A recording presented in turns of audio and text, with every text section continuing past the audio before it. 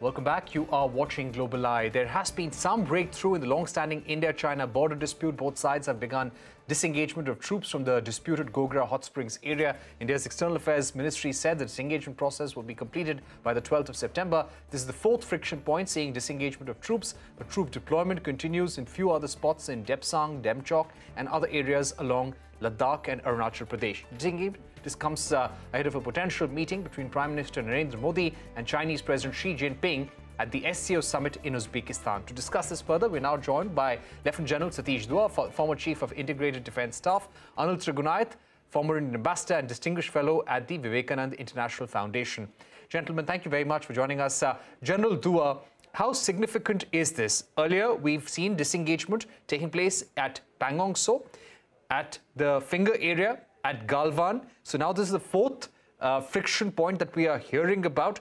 Some sources of the security establishment say that majority of the friction points that had emerged after April 2020 have been resolved. Would you go to the extent of saying so, or would you like to hold your horses?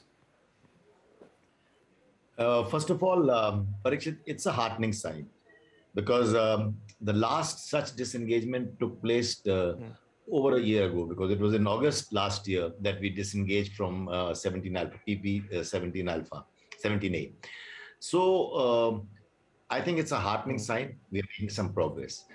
The progress is slow, but it has always been the case as far as India-China face-offs, standoffs, or disagreements on the LAC are concerned.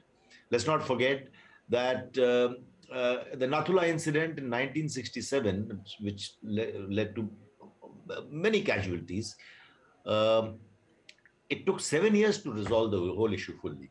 So I think it's a heartening sign. And as to your question about whether, you mentioned there are only a couple of more friction points left. Well, that's a matter of fact, because now we are left with the Depsang area and Demchok area where we have to get into disengagement.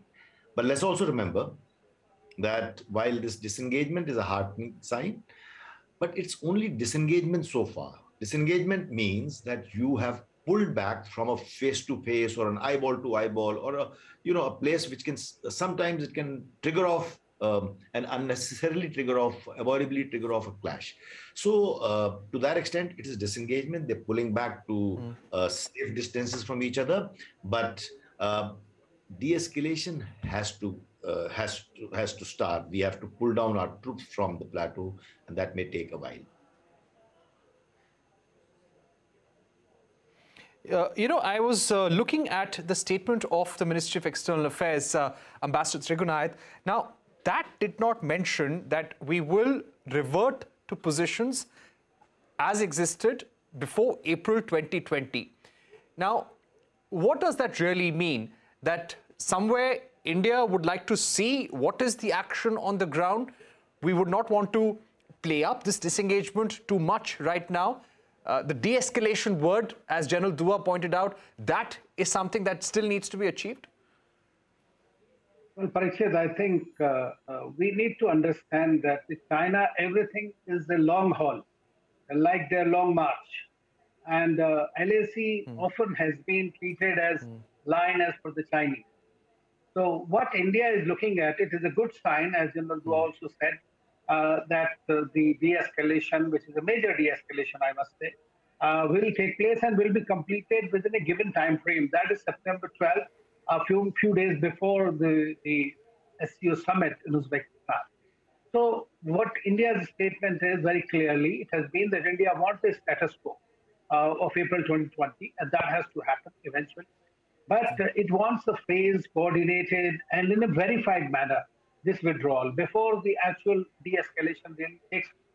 So currently it is happening, the disengagement, as is the fourth branch of it. But why is China doing now? Is obviously, one thing is that with the Chinese, everything goes. There are domestic issues in China, as you know. Today, they are playing up on their mind.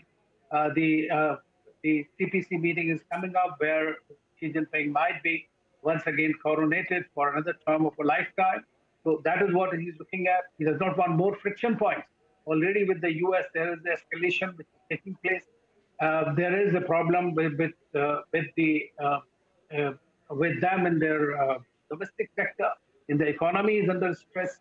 So obviously, for the Chinese, there are a certain possibilities they don't want to open yet another front, and so that's why they are looking at it. SCO is a China-centric organization. If you know, it was Shanghai 5, and it's based out of Shanghai, and they want that if something has to be moved into the SCO format as well, India has to be on board. And when the two leaders of the two most important countries in this region are present there and planning to meet and going to be face to face, and you know that just before the BRICS summit, we had the visit of the Chinese Foreign Minister Wang Yi, which just with an unannounced visit that took place.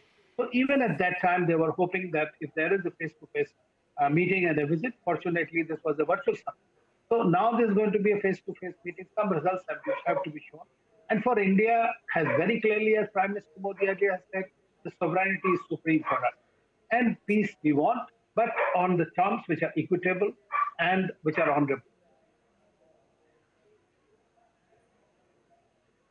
Right. So you're saying that this has taken place at the instance of both leaders in order to show some sort of deliverables, some sort of reason to their respective countries as to why this meeting is taking place. Without this disengagement at Gogra-Hot Springs, it would have been difficult to justify this meeting. Is that what you're saying, Ambassador Trigunayat?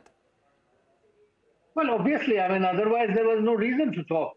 I mean, bilaterally, there is nothing to talk if you have the problem on the border. So India has been maintaining that China has to indulge in the status quo and revert to that, which they have been doing. And there is always an incremental way that has happened. Now, after 16 meetings, we are seeing the fourth de-escalation. I think that this is one thing. I mean, otherwise, there was absolutely no reason for us to talk. There is nothing else to talk if there is a problem that goes ahead the way it has been going on the borders.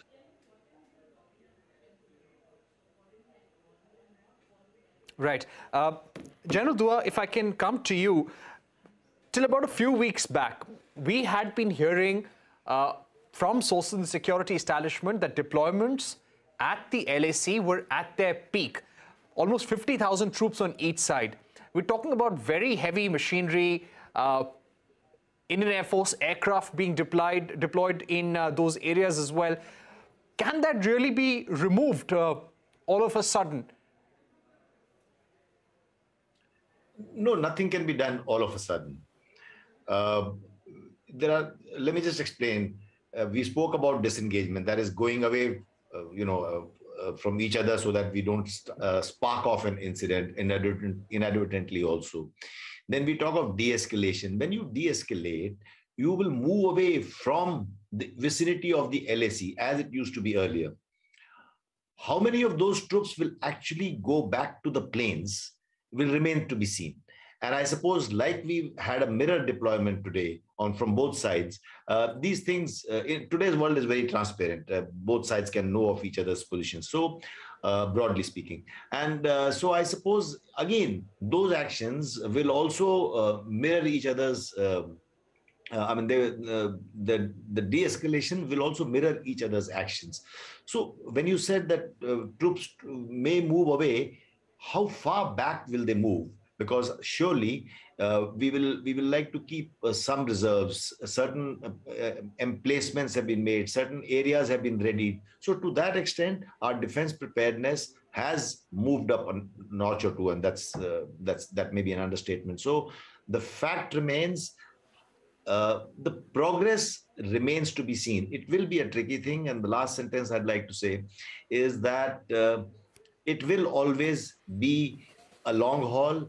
And I gave you an example of 1967. And here also, we must be patient. All of us put together will have to be patient.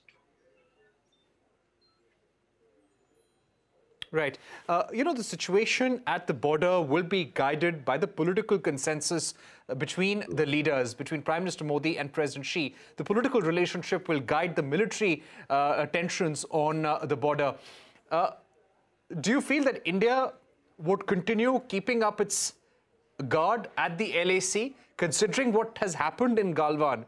The preparedness vis-a-vis China along Ladakh, along Arunachal, is not going to change now. I'll put it this way, that we never let our guard down, whether it is LAC or LOC. Border guarding and border management are two different things. So we don't let our guard down. And even in the spirit of cooperation and de-escalation, the guard will never be lowered. So that is what I said. How far back will we move our troops, our readiness to be able to mobilize at a short notice, our preparedness to be able to launch if required will remain. And to that extent, in this last 2 years in the standoff, our infrastructure and our readiness posture have only improved. Right. General Dua, Ambassador Trigunai, thank you very much for joining us on this segment on India-China LAC tensions and what does this disengagement at Gogra-Hot Springs mean before a possible meeting of Prime Minister Modi and President Xi Jinping at the SCO summit. Thank you for joining us and goodbye.